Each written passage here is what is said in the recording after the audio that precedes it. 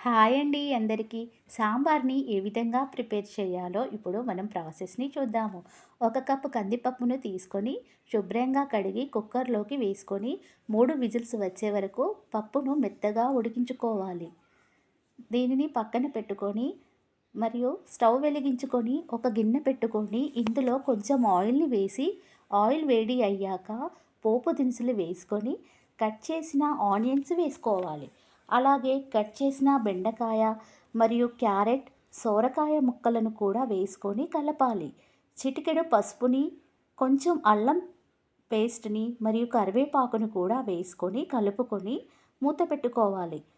మధ్య మధ్యలో ఒకసారి వీటిని కలుపుతూ ఉండాలి. ముక్కలు ఉడికిన తర్వాత రుచికి తగ్గట్టుగా ఒక స్పూన్ ఉప్పు, ఒక స్పూన్ కారం వేసుకొని కలిపి నానబెట్టిన చింతపండును పులుసు వేసుకొని ముందుగా ఉడికించుకున్న కందిపప్పు వేసుకొని చక్కగా కలుపుకోవాలి.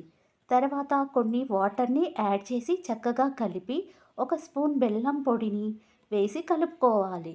ఆ తర్వాత సాంబార్ మసాలా పొడిని కూడా వేసుకొని కలుపుకోవాలి.